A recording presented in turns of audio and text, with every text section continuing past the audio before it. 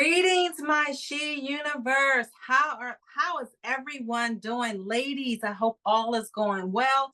And even hi to some guys. I'm told that there are some guys that are listening. I think it's their partners, their wives, girlfriends, or partners making them listening. But thank you anyway. I appreciate that. But again, thank you, She Universe Sisters helping to empower. That's what it's all about. Sisters helping to empower. We're here to empower one another. We are, I know it's a cliche, but it's so true.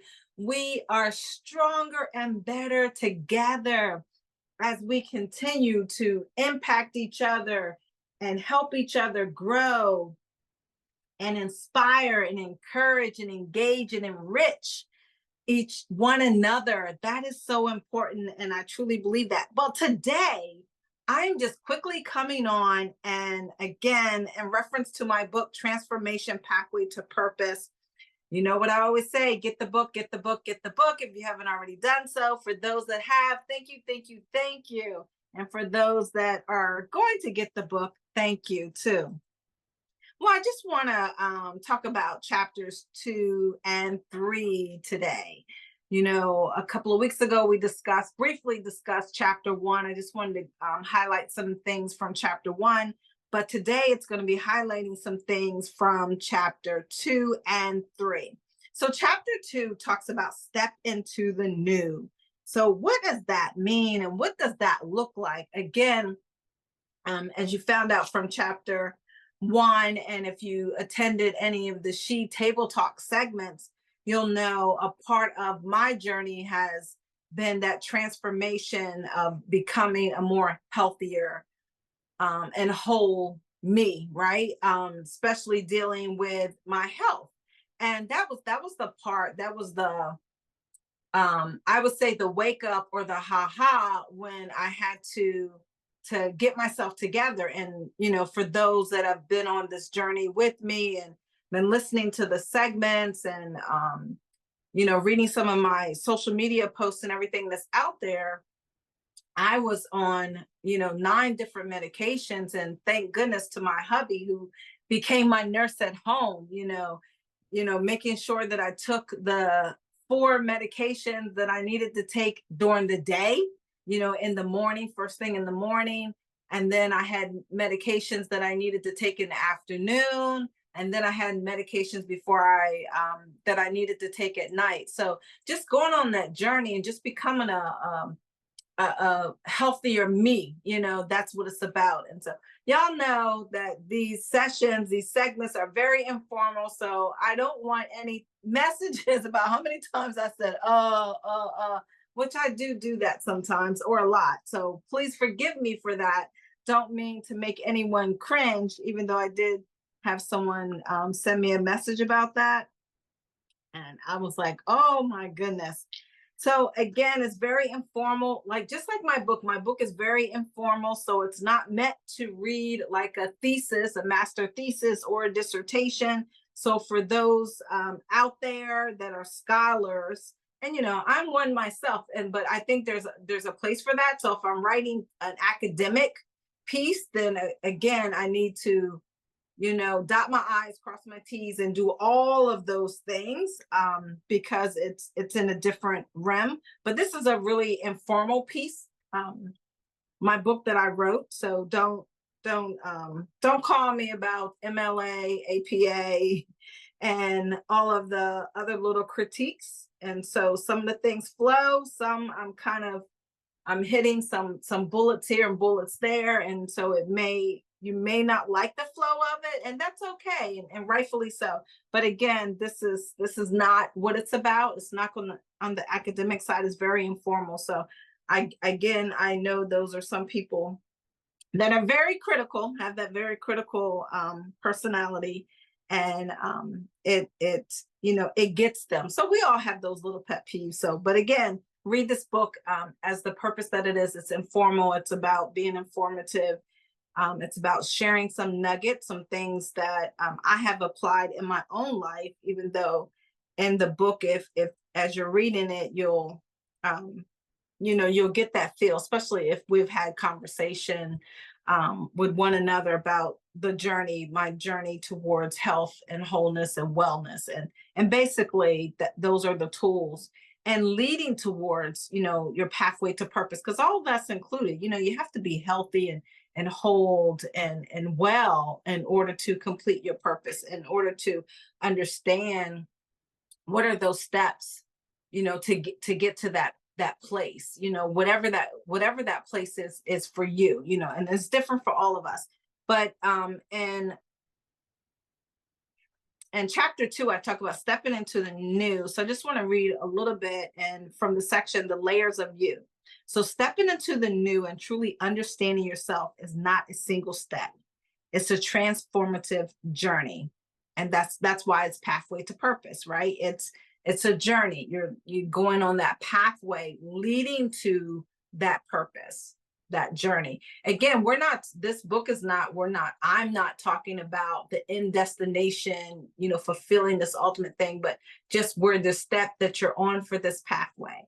And as you remember in the first segment that I talked about from chapter 1, understanding that in the seasons you will have an assignment, and then sometimes in that assignment you will have another assignment. So again, that's on the same vein as this. But imagine yourself as an onion with layers that gradually reveal your core. This journey of self-discovery requires peeling back those layers to identify what hinders your transformation. And for me, dealing with my health and wellness and whole overall wellness and wholeness, and that's mentally, emotionally, physically, because that definitely had to get together, physically and spiritually, or that enrichment, whatever you want to call it. For me, it's spiritual. So getting to that, I had to, working with my health coach, my health and wellness coach, I had to start with my mindset. And I mentioned this on one of our segments before, but even in my blog, everyone that has subscribed to the blog, thank you for that. Thank you, because our numbers are increasing for the blog.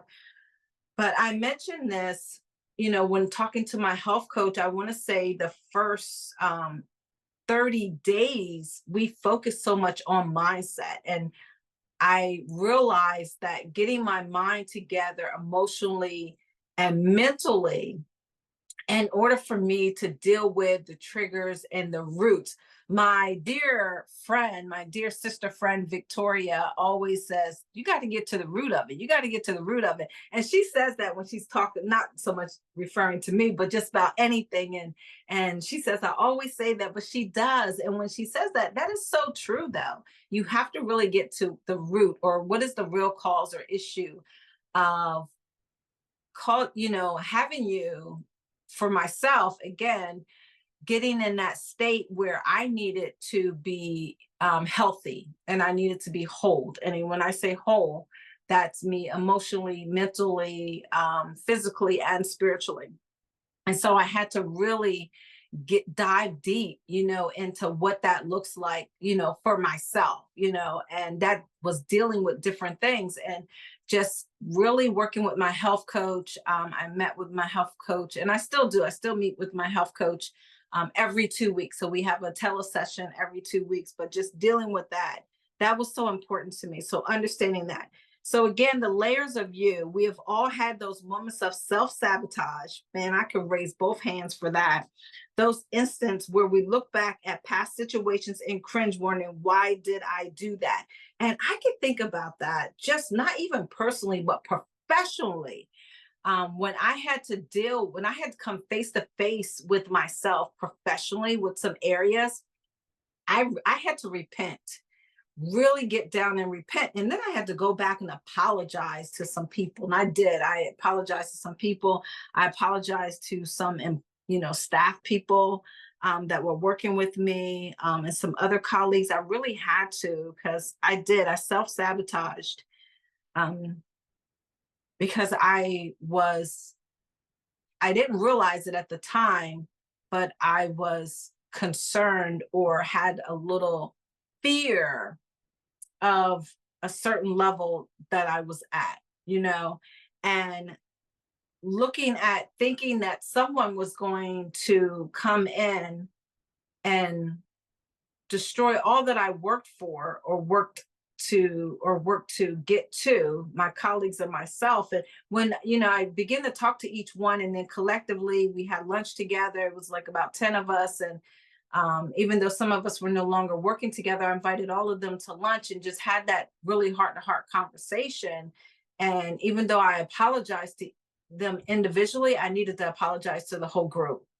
And, we talked about some of those things, and I realized that they were feeling some of the same way. And a lot of it came from a higher up level that we couldn't deal with. But I know my escape was to self sabotage, and I shouldn't. But then also, I needed to be alert. And that's why now that I have reached a point where I understand this, I remember one time I was praying, and I heard the Holy Spirit speak to me. And for those in S.H.E Universe, you know that I'm a person of faith. And so my Christian faith is truly important to me. And again, whatever arena or faith that you are, then you embrace that, and you go along your path, and you find your identity and what brings you to your complete wholeness, right? That's important. But I heard the Holy Spirit speak to me so clearly, and I say this now. People look at me like, what is she talking about? But I say this now. And so it was like understanding. And so my prayer has become, Father, help me to hear what I don't see and see what I don't hear. And I need that in order to have that discernment to be able to navigate through some of the situations that may come up, that may try to bring an uneasiness or nervousness. And I don't want to say fear, because I've come to the place where I can push that back and not walk in that. But sometimes you do get that uneasiness or that nervousness that comes in. And so that's why I pray that, Father, help me to hear what I don't see and see what I don't hear, to make sure that I have that discernment so I'll know how to navigate through the situation that I believe that's right for me on that pathway to purpose. And I think that's so important. And again, the layers of you, I began to talk about holding on to regrets, and the should have and would have mentalities, like dragging an anchor, and it weighs you down and prevents you from moving forward. These regrets and limiting beliefs, limiting mindsets become shadows that dim our light and hold us back from reaching our full potential. And the reason why I say that, I'm at a place, and I've grown to this, again, looking back at some triggers or things that I did that put me into the place of not being healthy, right? Not being healthy, not being whole, not being overall well. I realize now that, yeah, I've come to the place where I'm not at that stage anymore, but I can't hold on to those regrets, or I can't let those regrets bog me down or weigh me down. Like I mentioned in the book, it's like, having that mentality dragging you as an anchor, should have, would have, why did I do that? I can't hold on to that. I say I have no regrets, because I would not be where I'm at now, if I focused on those regrets. Those are over. I can use those as growth patterns, growth moments, right? That's the transformation piece for me. And that's why I don't hold on to those. So it's not good to do that. And that's why I say that I don't have any regrets. I remember I was sharing that with someone, and they looked at me, and I said, I don't have any regrets. And they was like, looked at me really strange. And I'm like, no, I'm serious. Because even if it was a situation that happened when I was younger, even if it was a situation that happened in my life as I was growing and going through the many challenges and trials and other struggles of what growing up and becoming a woman, becoming a professional, um, you know, as I was growing into being the wife that my husband needed me to be, that God wanted me to be, the mother that my children needed me to be, that God wanted me to be, learning to understanding the stewardship that I had, over my children. My children are grown and gone and doing very well now. I think all glory goes to God for that, because I know I messed up a lot probably as a mother, but thank you for God's grace, mercy, whew, and forgiveness. So no regrets, because it helped me learn some things. But then I can also see some things that they are doing in their lives that, okay, I did something right, because I'll see them do something that's like, okay, I remember when we had that conversation. So they did listen to me. Some things they probably did not listen, but I do see a good portion of where they did. So that definitely goes all glory to God. So of listening to him to become understanding my stewardship role, my husband and I stewardship role over that. But the regrets of mistakes that we've made in our life, or very traumatic situations that we've gotten ourselves into, or I'll for myself that I've gotten myself into, and it's like, wow, like how did I get into that? But again, those things have brought me to this place, into this stage in my life. And so it's really such a growth moment. They were growth moments. So even though there was some discomfort, there was some definitely mishaps and missteps and struggles, but they were growth moments. So I don't look at those as, I'm at this point now where I don't look at those as regrets. So again, the layers of you. We must liberate ourselves from the shackles of regret to step into the new. You really have to. We really got to get to that place. This doesn't mean forgetting the past. No, it doesn't mean that, because it was there and you have gained from it, rather what, even if it didn't feel so good. It means acknowledging our mistakes, and that's what I had to do. That's what I had to do, and even go back to some other people, and I had to do that. Learning from them and letting go of the crippling grip of self-criticism. Woo! Be our own worst critics, right? I know I'm mine. Like it's like people can come to you and criticize you, and even though for me it's like, okay, can you just be kind with it? But no, some people like, oh my goodness. But I'm already criticizing myself, or I'm already beating myself up about it, and then here someone else comes, and then you're down, and they're beating you more while you're down, right?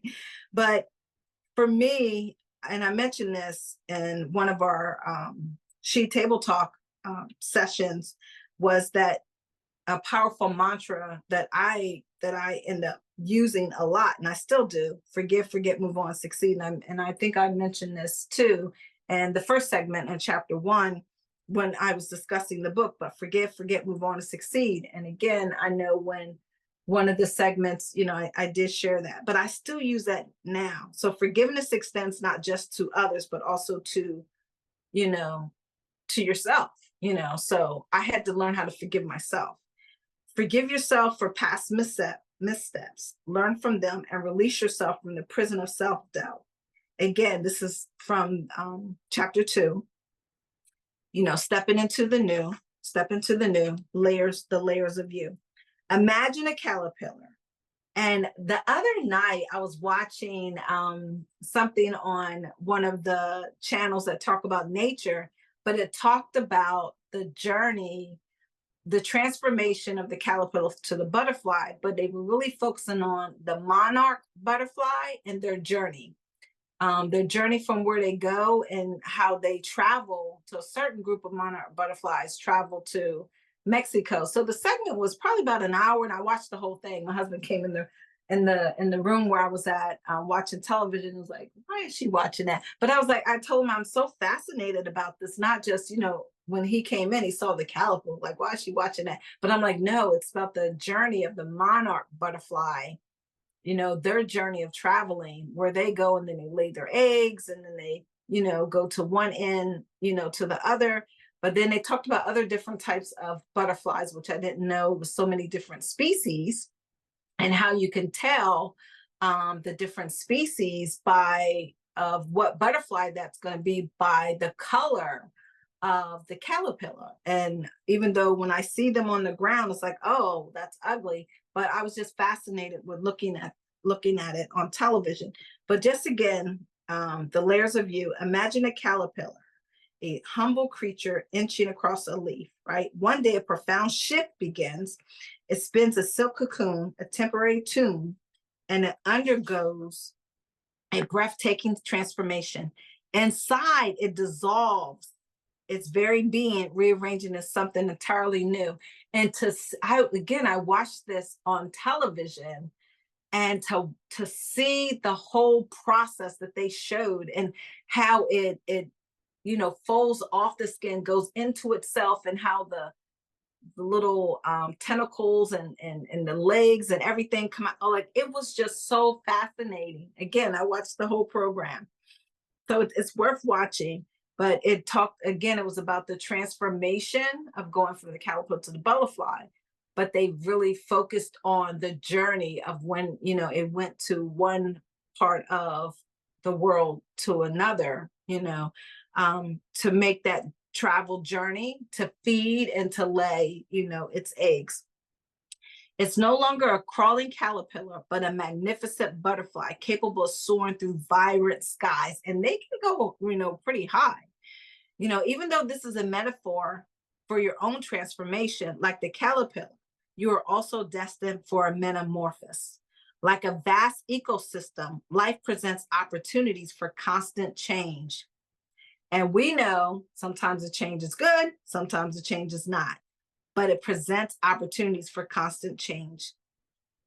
An accent from one form to another. Like animals moving through their life cycles, we also evolve, shedding old skins and embracing the new. And that's very important. We have to shed those things off in order to grow. For me, going through my transformation and my journey of health and wellness, there was much I needed to shed off in order to be whole, but also to start with being well, right? Feeling well, getting off medications, getting off in routines, not having so many hospital visits and things like that, and emergencies, dealing with some situations that, as far as my health, that I was dealing with. So just getting to that place, I had to shed off a lot in order to get to the place that I'm at now, and embracing the new. The new can initially feel like uncharted territory,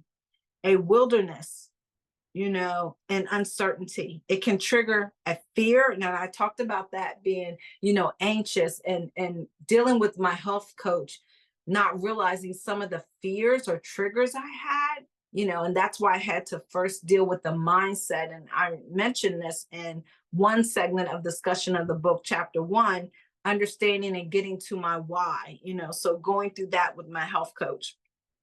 So stepping into new spaces, meeting unfamiliar faces, encountering novel experiences can be unsettling, all of that. And, I mentioned to you before, and for those that actually know me, that I am a true introvert, and, I'm very reserved and rather be in the background and not seen, none of that, none of that at all. And so a lot of things were unsettling. And then also, I have to deal with the social anxiety that I have. So just dealing with that, it can really be unsettling. So getting to that place where I had to, kind of, how do I deal with this? How do I get to the place, where this is not overpowering me and overwhelming me? So again, the layers of you, however, remember the caterpillar likely didn't release the confounds of this cocoon, yet that transformation birthed its ability to fly. So if it didn't do that, if it didn't make that transformation, the caterpillar would still be the caterpillar, it would not have formed into this beautiful creature that we see, right? And so we have to look at that. So personal changes necessitates venturing beyond the familiar. So that's that unknowing, being uncomfortable. I like Elder Renee talks about this, and she's one of the ladies that Victoria and I, we volunteer with at the SRCC Outreach Center. And she says, actually, I think it's enabling discomfort or looking into discomfort, right? Seeking discomfort. That's what it is, seeking discomfort. So looking for ways, to of discomfort. And so that's getting out of yourself. But here's the thing, here's the key: transformation isn't a destiny. It's a constant process. It's a persistent pursuit of a better, more fulfilled you. So forever, it's in the forever journey. Someone asked me the other day, said, well, where are you now in your overall health and wellness journey? Where are you at in that process? And it's continuous, it's continuous. So the work that I did to get to where I'm at now, I have to continue that. So the practices and things that I put into place, I have to continue that. It doesn't stop, when you get to one area, but it's it's a constant process, a persistent pursuit of a better, more fulfilled me. And so that's not so much getting to from, I know a lot of people, when you talk about health and wellness, the first thing they think about is weight, right? That's a byproduct. So that will happen.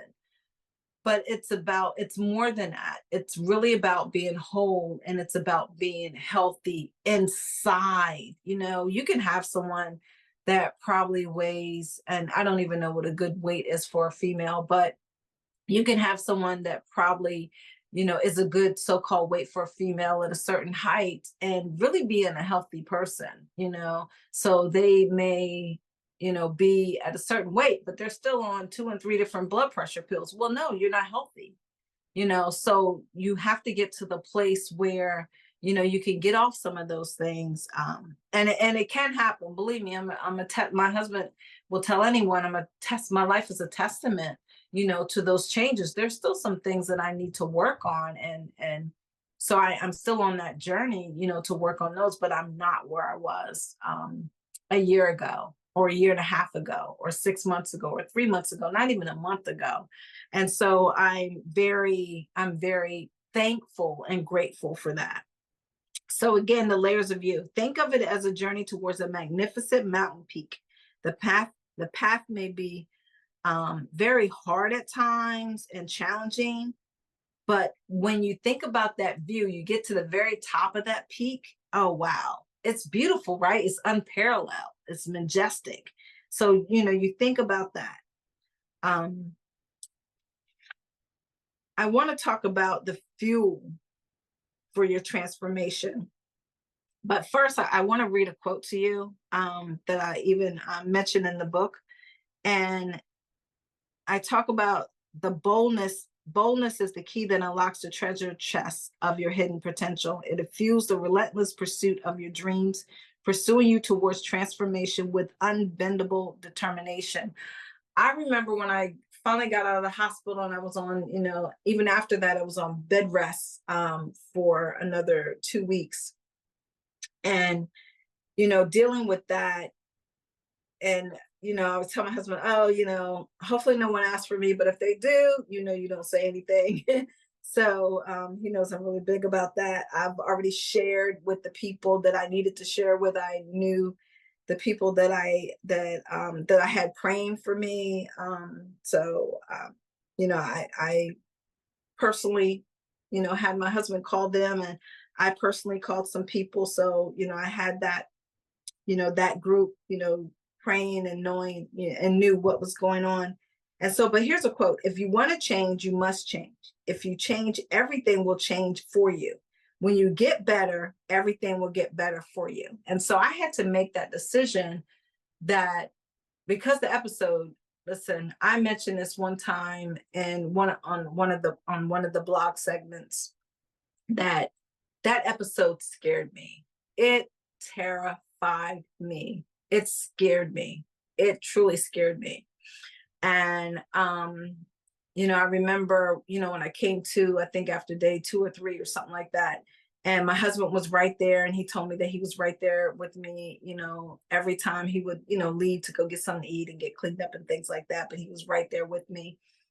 And I'm, thankful to him for that.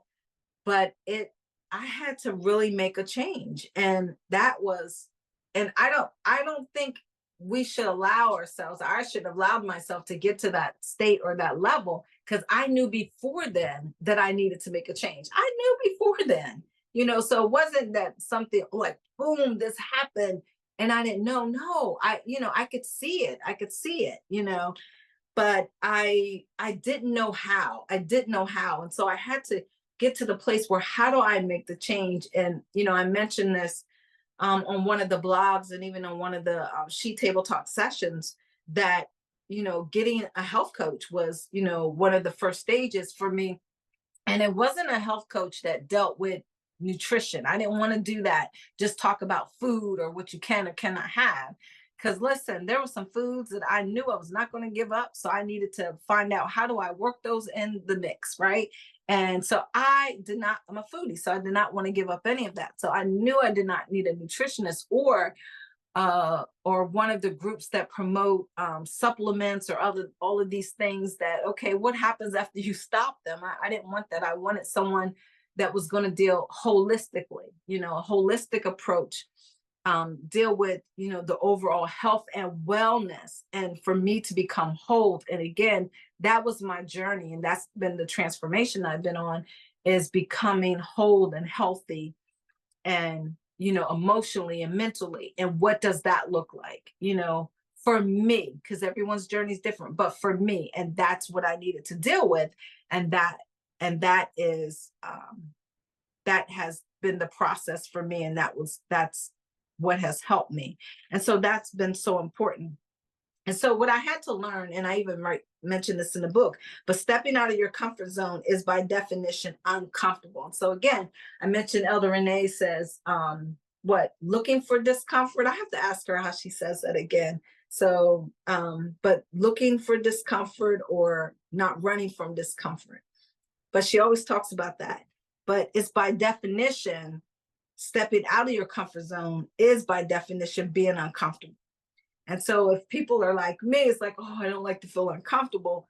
But in order to fulfill our purpose and getting to that place where we need to be or should want to be, you're going to feel that. And there's going to be whispers of doubt, self-doubt that comes in your mind, cast those aside, every vain imagination, cast it aside, and there's voices and other people, when they see you changing and things happening, they'll try to say things to you to retreat to the familiar, and even in my transformation and journey, now that, I've been in it for 2 years, but now it's at the place where, it has the manifestation on the outside. People see things on the outside, and, some give compliments, but, oh, believe it or not, there are some that say some negative things to me. It's like, what, really? What prompted you to say that? That is not even kind.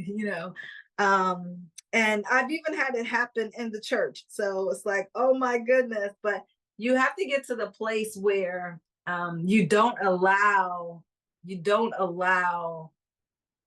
negative or people in their, I would say, in their state of not knowing what to say or even how to give feedback or say anything.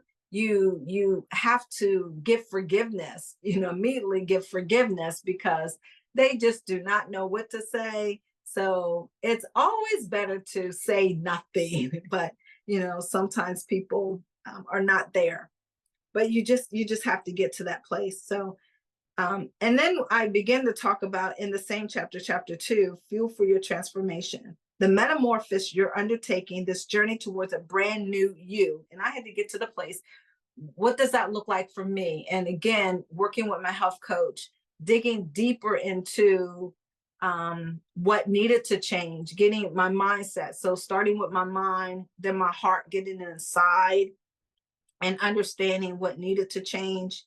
So it requires a potent fuel to keep you moving forward. So you have to, your firm motivation, you have to truly be motivated to do that. This motivation stems from a, desire to learn and grow and yearn for knowledge or different you or different journey of where you're at now. So it's about self-improvement.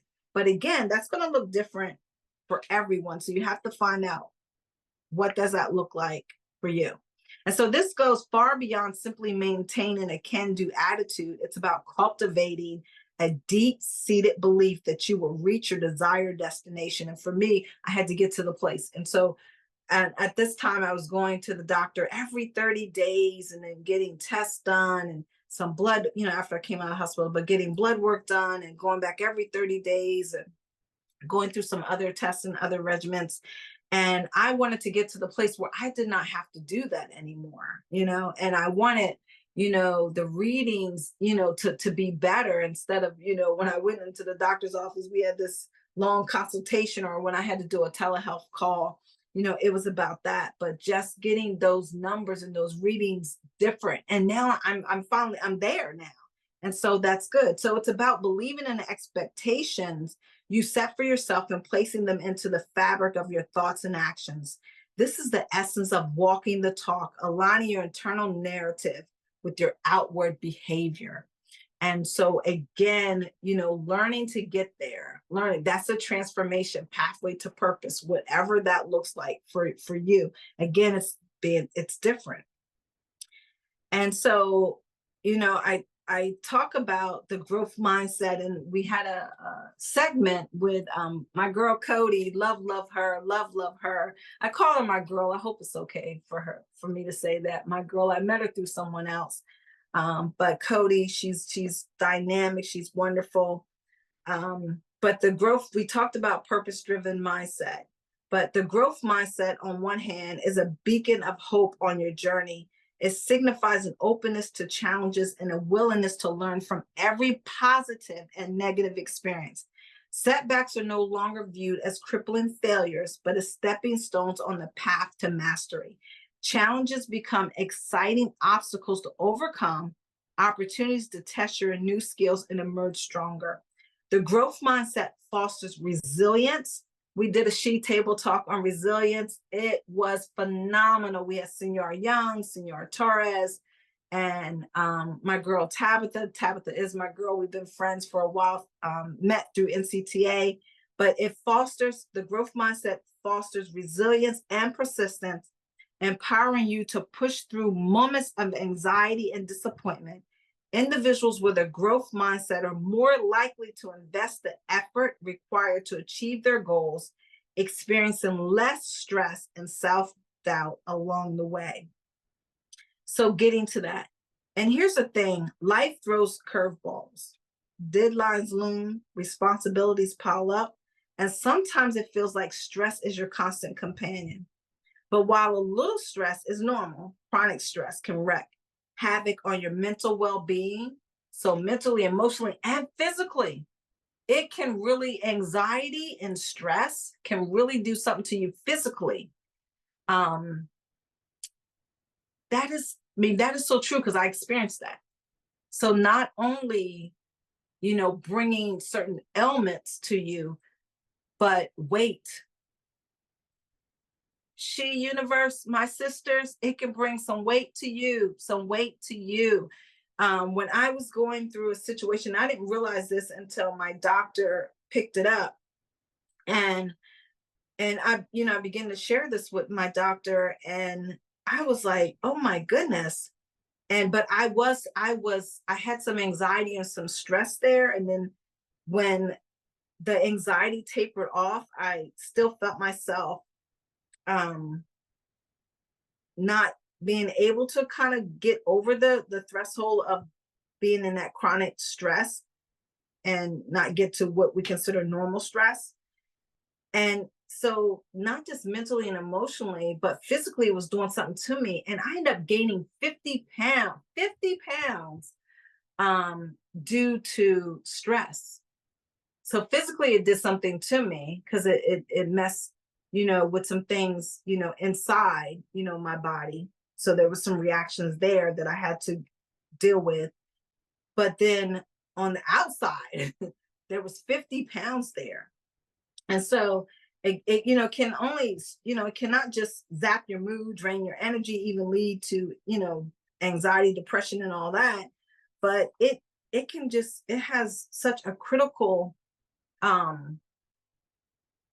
critical, I don't, it's really critical. So it can just have a really critical plug on what you need to do. And so for your mental health, it plays a critical role in achieving your goals. So that's why for when I worked with my health coach, we started with that mindset, right? Whether the triggers, going through that, and then dealing with, some emotional things, some other, areas. And then we got to the physical stuff, then we got to learning how to understanding eating, understanding moderation, understanding portion size, understanding movement, understanding all that. We got to that later. I think I didn't get to any of that like for 6 months, but some of the other things, that I needed to deal with first. And, by the time the 6 months came, I didn't realize that I started going through a transformation just because I was able to get rid of some of the other things, the other triggers, mentally and emotionally, and some of the anxiety and the stress. So getting to that, and that's why I would say it's a critical plug, your emotional and mental health. So it plays a critical role in achieving those goals. And so you have to get to that place. And so when you're not at that place, pizza, all food is good food. Don't let people tell you that, right? I'm a lover. I'm a foodie. I love to eat. So I eat. I don't deny myself of anything that I want to eat, but you don't need to eat 4 slices of pizza. Just eat one, right? You don't need to eat a whole cake. Eat 1 slice of cake.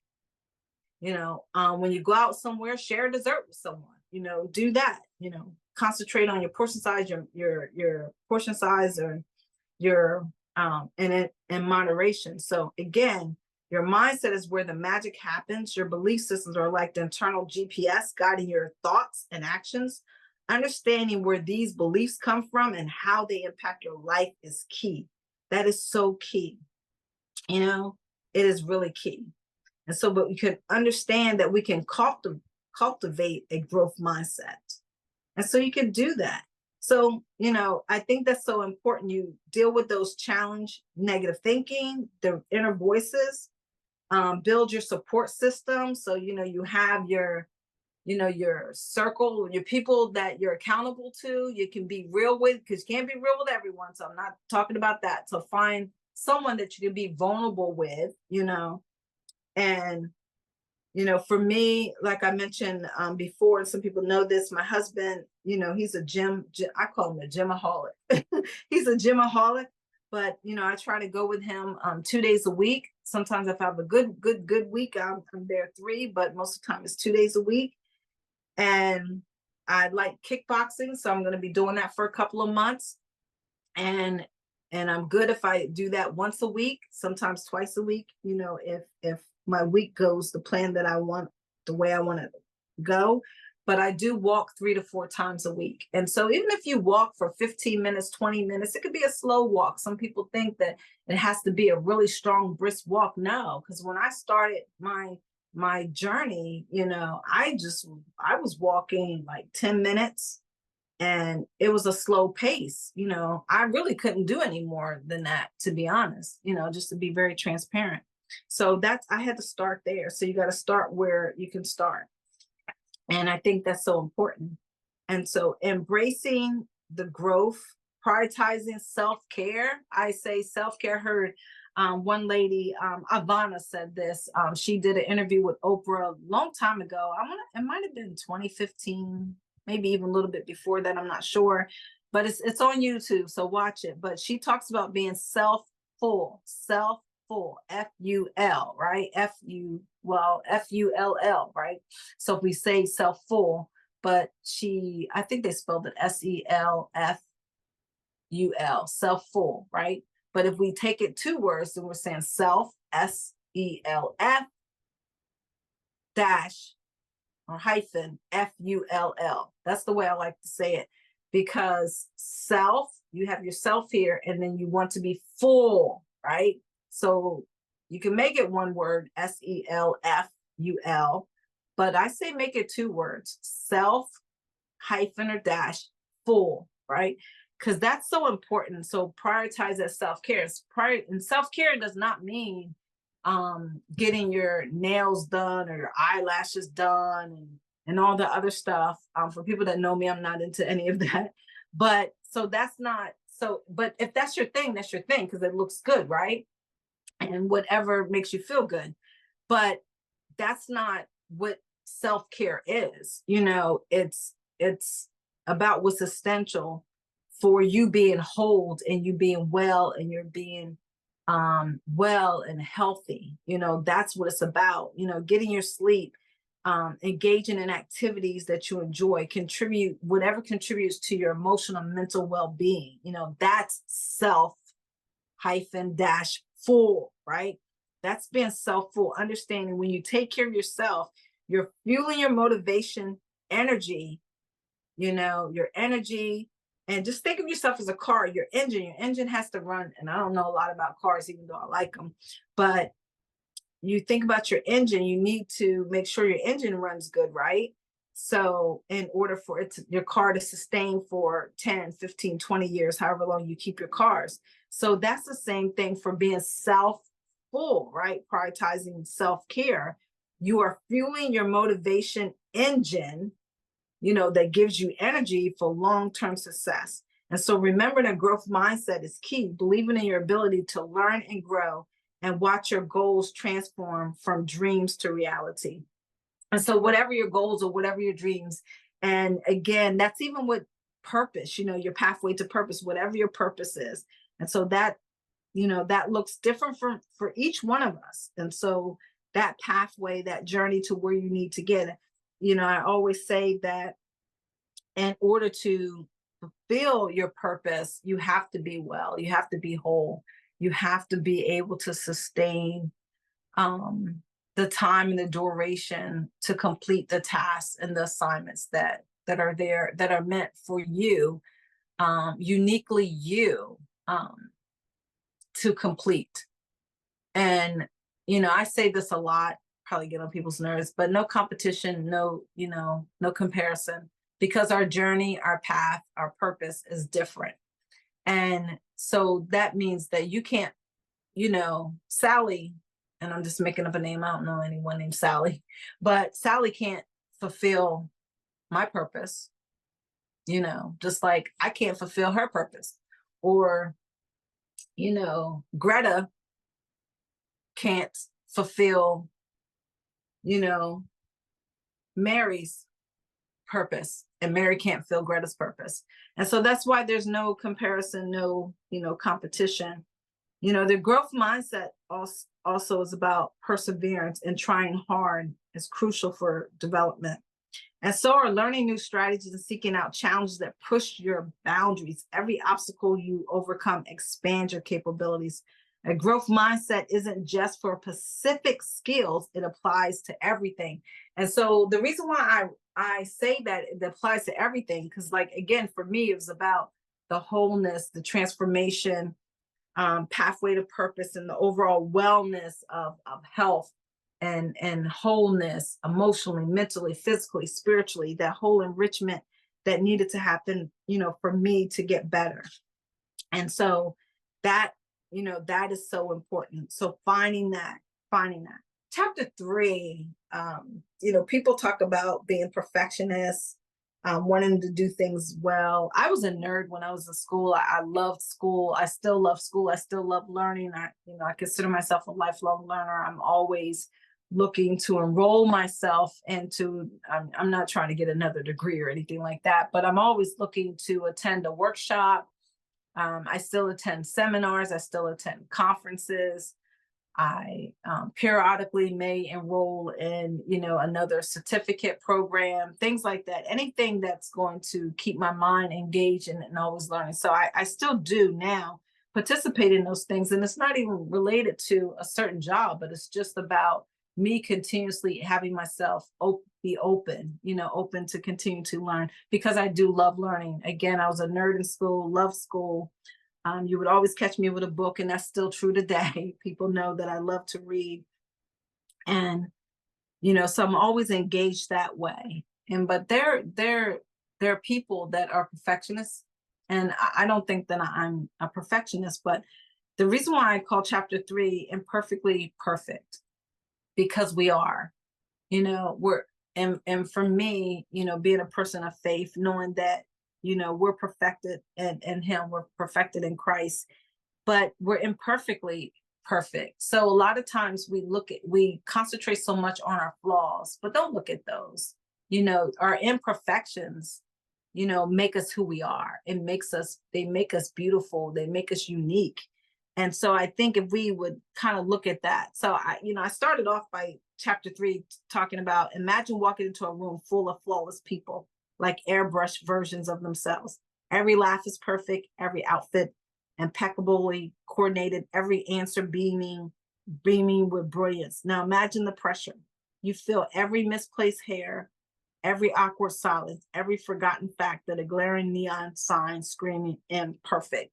And that's a lot of times how we look at ourselves. But you can see someone that looks good. Their hair is together, their nails are together, they're matching, their clothes are flawless, their makeup is flawless, everything on the outside, it looks so good, but they are so jacked up in the inside. Inside, they are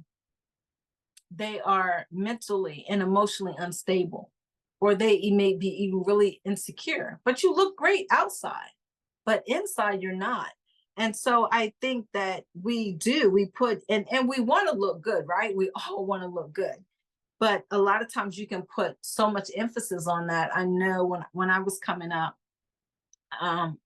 my grandmother, I called her my mom, but my mom would always say that, it you can have someone that's so pretty on the outside, but they're ugly inside. And so don't let that be your focus. And, be a good person inside, work hard, study, be smart, be smart. Don't worry about the outside, be smart. And so, I mean, and I think, not saying that they gave me a love for learning. I think just, knowing that I wanted to be a person that did well, it wasn't the focus. I was actually a tomboy for a long time. So the focus wasn't on the outside looking, how I looked, but it was about growing my mind and wrapping myself around that. But as we get older, we start, I say, as women, we start looking at ourselves. I don't care, even if you are at the place where you weren't that person that always needed to be laid right. After a certain point, you do get to the place. I know for me, I did finally get to the place where I'm like, oh, well, maybe I need to concentrate on my hair, or maybe I need to do this more, or maybe I need to match, my clothes or whatever. Well, you know what? Now at this stage of my life, I'm over that stage. I'm over that stage about being matchy, about whether something's going to look good to someone else. I'm at a stage now. Am I going to be comfortable? I want to be comfortable in what I'm wearing. And okay, it looks good to me. And I remember when I read an article in Style magazine, and they said, oh, gone are the days where you had it to be matchy, or you couldn't wear plaid with stripes, or you couldn't wear polka dots with this. And I'm like, oh, I'm so glad those days are over. So, because I like to wear this with that, and I don't care if it doesn't coordinate, I like it. It looks good to me. And so I'm there now. So you may see me wear something like, okay, why is she wearing that? Is that matching? No, it matches to me and I like it and it looks good to me. So, and I'm comfortable. That's the thing. I'm comfortable. I'm at that place now. But we're going to talk about what Merriam-Webster dictionary says about perfectionism. It is defined as a disposition to regard anything short of perfection as unacceptable. And sometimes we can be critical and look at other people and ourselves like that. And that's not good. So this is a life of perfectionism, so it envisions the weight of that definition and implies that you are not perfect, you're somehow unacceptable.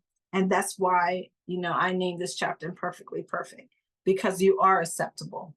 You are accepted. You are enough. You are good. You are beautiful. Yes, that outfit looks good to you. And so, yes, wear it. You look good in that outfit to you. So, yes, wear it. You like those shoes, so wear those shoes.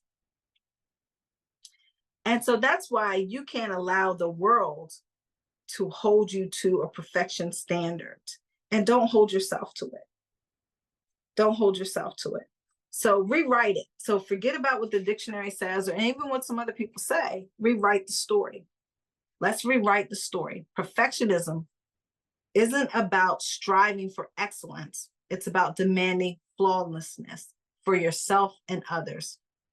So the APA association chimes in with another definition: the tendency to demand of others or of oneself an extremely high or even flawless level of performance more than what is required by the situation. This definition highlights how perfectionism isn't just about yourself. It can also be about the expectations you place on others. So again, let's get rid of that. So that's rewrite the story, because we can rewrite the story. Perfection is a myth. It's a myth, guys. You know, especially if it's going to have someone look at themselves and not believe in themselves, or look at themselves and think that they need to compare or compete against anyone else. It's a myth. Here's the thing: everyone, and I mean everyone, yes, you, yes, you, yes, you, everyone has flaws. That dimple on someone's cheek may be considered a blemish. It what makes their smile unique. That time someone may have tripped in front of a crush and it's like, oh, she's clumsy. Now it becomes a hilarious story, right? My eyebrows are not the same shape because I used to shave them too much, and now I don't have any. I can't get them back, and I don't have time, nor do I want to pencil in no eyebrows. So now I don't have any, right? So our imperfections are the brush strokes that paint the beautiful portrait of who we are. They are not mistakes to be hidden, but experiences that shape us. They're the lessons that we have learned, the battles fought, the journeys that make us who we are today. There's a power of imperfections. There's the power of imperfections. Because perfectionism can be a sneaky villain that can steal our joy and hold us back from reaching our full potential. So if we say, oh my goodness, I made a mistake, so I can't do that again. That happened to me probably, just a couple of weeks ago, actually. And so I kind of, for a moment, beat myself up because I wasn't perfect, or I didn't say something perfectly, right? Or even in that context or in that moment, the delivery wasn't as perfect as I wanted it to be. And then, I had someone say something to me and I was like, oh yeah, I know I missed it. But then I realized that, okay, I may have missed it, but hopefully the message or the point came across okay. And so that's why we have to get to that place. And I know for me, I have performance anxiety. I'm always signing up to agree to do a workshop or a presentation at a certain, when I go to, like I said, I still attend conferences. It's not related to work or anything like that, because I'm not in that arena anymore, but I still attend those particular conferences and those workshops that may be dealing with that, certain subject area. And then I do go to some that are still related to the contents of my profession, which is assessment testing, and adult education and psychometrician and apologetics. So I still do those kind of conferences. But what I'll do is I'll sign up to, even there, I'll sign up to maybe present with someone or go ahead and do a workshop or presentation on a certain subject. Right now, I have a really dear friend, and we used to be we used to work together. We were colleagues, but we still stay connected. And so next year we're going to attend a conference, and we're going to, speak on the global economy and how it affects adult learners. So we want to participate in that. But I still have performance anxiety, even though those arenas I love being in. Some arenas I don't like being in, so I don't really want to participate. I know recently I have, but it's an arena that I don't really like to be in, or even feel that I'm led to be in. But sometimes you'll say yes, but I'm not going to make a habit of saying yes, because I don't believe it's an arena that I'm called to participate in. And it's nothing dramatic, or it's nothing that you know that's bad to do or anything like that. So it's good. You want to help someone asks you to do something, you don't mind. But if it's an arena that I don't feel that I'm led to do, or I can add value to, or I'm called to do, I don't want to do it. Because I think, again, that we should stay in our lanes. We should know where our lanes are. And that's why it's so important to kind of understand, your your your purpose, and what you should be doing, and where you should be at, because people can try to get you to do many things, and um, that may not be where you need to be at, right? So I think that's so important.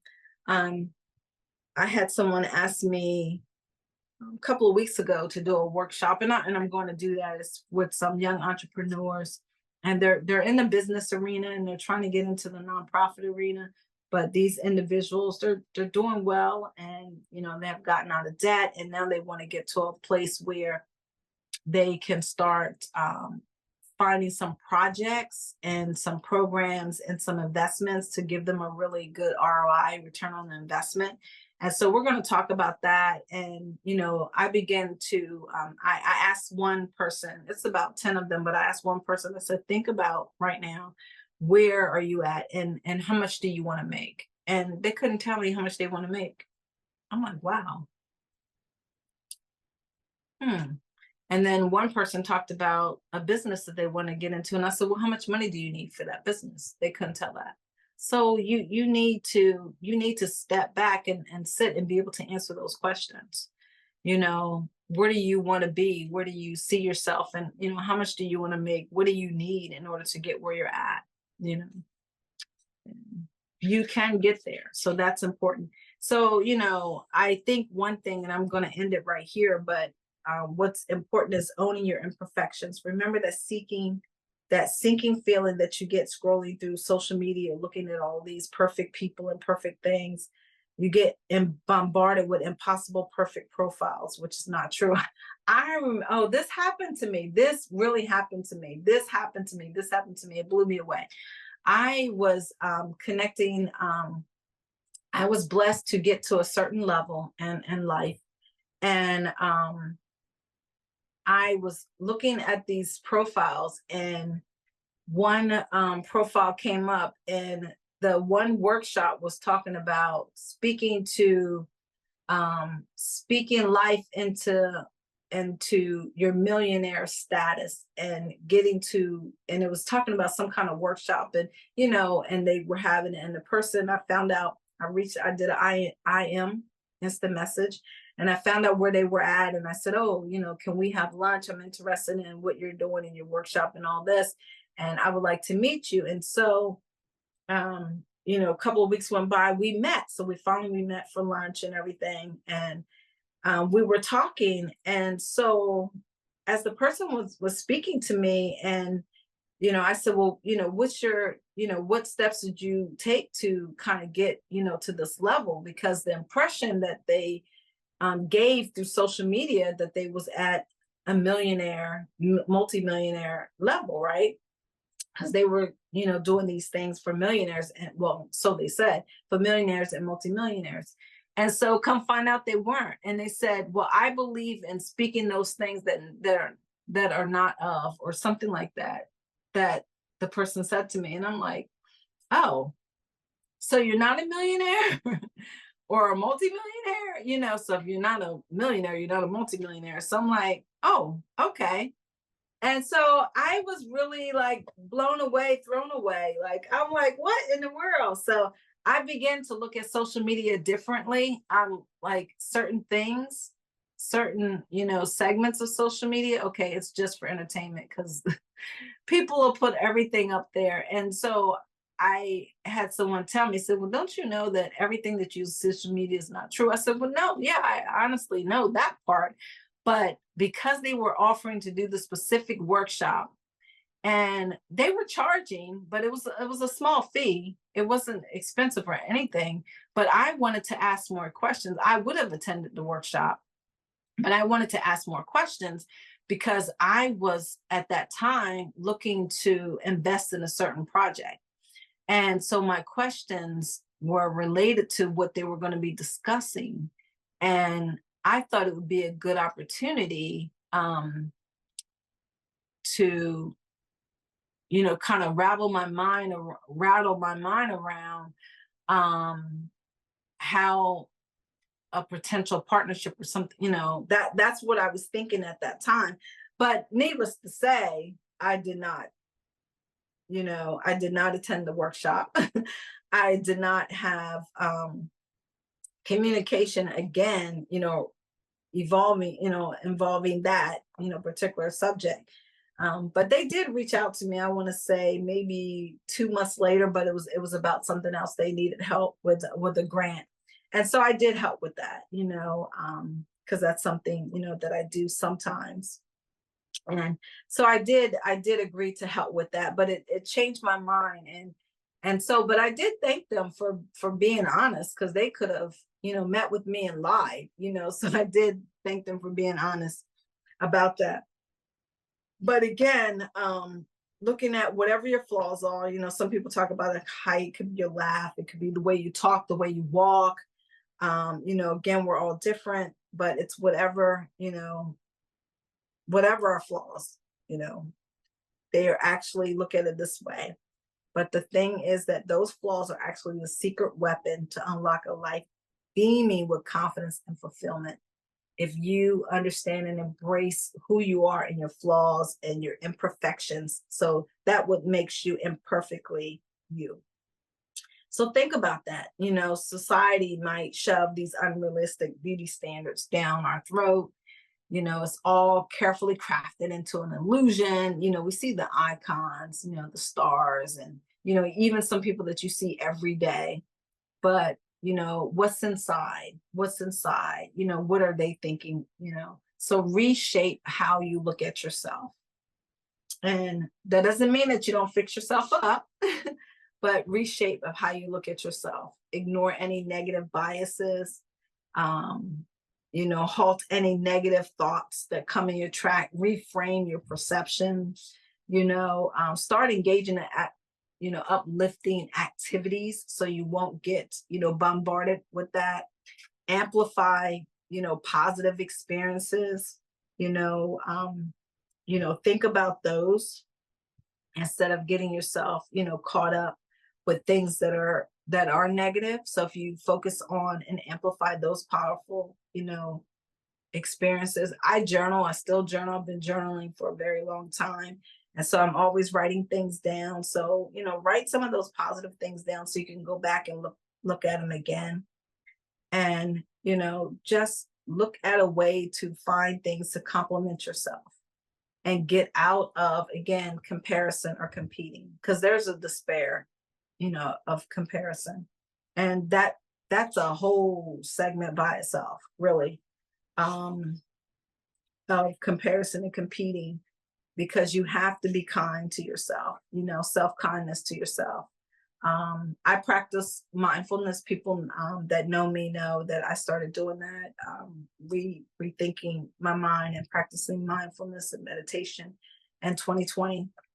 And so mindfulness meditation, and practicing that, and a gratitude journaling, I started doing those in 2020 when we were in the house, with COVID, it was on lockdown. My husband and I used to do a lot of little things together, play games and whatever. We had like the grandest time. People say they got on each other's nerves, but we didn't. We enjoyed being together. Like, we truly did. And so, but during that time I practiced mindfulness meditation and a gratitude journal, and looking at things like that. And I still do that today. And because it served a purpose for me, and it really became it became healthy for me. And so I learned to, when someone says something to me that's negative or unkind, and I just have had this happen to me 2 days ago, actually. And so what I did was I didn't, instead of reacting, I just took a step back and said, okay, let me not respond. Let me, how do I you know, how do I, how do I process this? And, with mindfulness and self-kindness, and also making sure intentionally for me to give kindness, how do I deal with this? And I begin to journal some things down, and I'll get to the place where, and like I said, that happened 2 days ago. And so I still have not responded yet, but I do need to respond, and I will, but I probably won't do it for another 2 days, because that's so important to kind of take that step back and make sure, um, you know, you could show compassion, self-compassion for yourself, because acceptance is at the core of self-compassion, but then also compassion and empathy for others, because there could be something else, that's going on there, that I need to respond to, but I need to step back before I do that. And that's so important. And so as you embark on the journey of living imperfectly, right? Remember that it's a continuous process, but remember you're imperfectly perfect. So you are, imperfectly perfect. So remember that you are, even with, the flaws, that's the imperfection of, right? Because we all have them, right? Everyone, but you are perfect. You are enough. You are who you are supposed to be. And that's what's important. And for me, again, it's about being whole inside, right? Not just so much of what you look like on the outside, but being whole inside. There will be days when you struggle to be kind to yourself, and that's okay. But you get back and you start, right? Because you want to be kind to yourself, self-compassion, right? Kindness. What matters is that you keep trying. By embracing your imperfections, you are improving your relationship with yourself and creating a more compassionate world. Because that way you can share that with others, right? So let go of the need to be perfect, embrace your unique qualities, learn from your experiences, and celebrate the positive aspects of your life. Show up for yourself with grace and compassion. You're worthy just as you are, and the world needs your authentic self. Again, you are worthy just as you are, and the world needs your authentic self. Remember, the most beautiful stories are written on the pages of perfectly imperfect lives. So that's why you're imperfectly perfect. Start writing your story today, whatever that is, right? So, but it's good. There are beautiful stories, whatever makes us who we are. And that's how I ended in chapter 3. Remember, the most beautiful stories are written on the pages of perfectly imperfect lives. So start writing yours today for yourself, and start telling yourself with that compassion, that kindness, be intentional about it. And so as you continue on your transformation pathway to purpose, whatever that looks like for you, because it's different for all of us. And so S.H.E Universe, I want to thank you for gracing me with time today, because I went truly over my time today, So I do thank you for that, for allowing me to do that. And thank you for listening, and thank you for sharing with me, sharing feedback. And remember, S.H.E, sisters helping to empower. Oh, sisters helping to empower.